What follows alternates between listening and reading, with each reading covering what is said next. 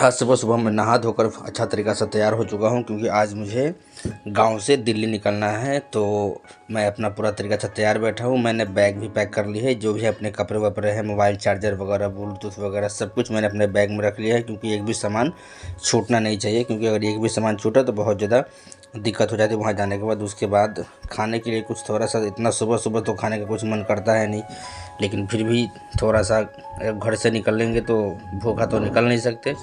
तो थोड़ा सा भुजिया रोटी बना दिया था माँ ने, तो थोड़ा सा भुजिया रोटी मैंने खाया, ये हल्का सा ये खाया। उसके बाद 2-4 मैंने पैक करवा लिए, क्योंकि चलो भूख लगेगा तो रास्ता में खाएंगे। लेकिन इस नाश्ता के साथ सीन ये हुआ कि कोई ट्रेन में भूखा मिल गया, उसको मैंने 4 खिला दिए, मैंने 4 ही खाए। उसके बाद मैं निकलता हूँ, अपने घर से निकल जाता हूँ। ये मेरे गांव है, जहाँ से हम बस पकड़ने के लिए निकलते हैं। जब भी हमें बस पकड़ना होता है तो हम यहीं से निकलते हैं। तो ये रास्ता निकलता है, जो हमारी जो गाड़ी होती है, बस होती है, वो लगती है वहाँ पर। तो हम वहाँ से मुजफ्फरपुर की तरफ निकलते हैं। और जब कभी भी हमें जाना होता है तो हम गाड़ी वहीं से पकड़ते हैं। और सब भी कहीं भी निकलना हो आपको, मुजफ्फरपुर, पटना वगैरह, तो यही रास्ता है। तो हमेशा हम यहीं से निकलते हैं। ये जो देख रहे हैं बड़ी यादगार है, सामने चिमनी दिख रहा है, बहुत ही फेमस जगह है हम लोगों के लिए। बचपन हमारा यहीं पे बीता है।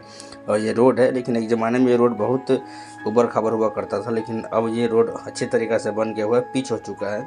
ये हमारे लेफ़्ट साइड में जो स्कूल है, एक समय में हम इस स्कूल में पढ़ा करते थे, लेकिन अब बस बाहर से इस स्कूल को देख सकते हैं।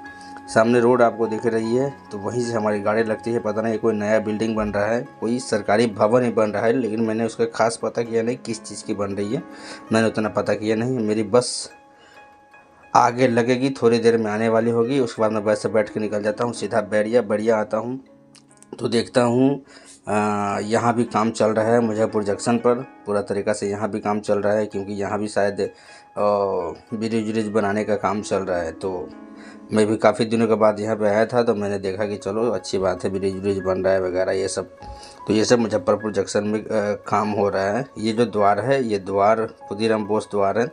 ये भी यादगार पल है, जब भी आते हैं तो इसको एक बार देखता हूँ। ये रहा आपका मुजफ्फरपुर जंक्शन, और इस जंक्शन में मुझे इन करना है अंदर, और यहाँ से फिर हम दिल्ली के लिए निकलेंगे। हमारी गाड़ी लगी है, बट ये है कि हमें सीढ़ी से चढ़ के इस तरफ से उस तरफ जाना है।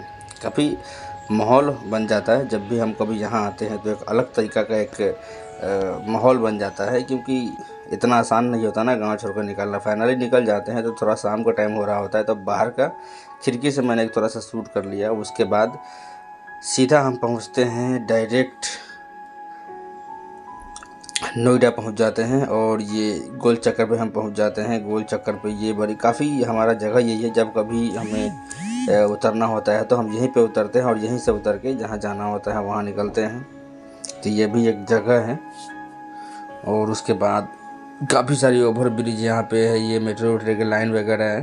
तो ये सब अपना देखा हुआ रास्ता है, तो पैदल ही हम यहाँ से निकल जाते हैं।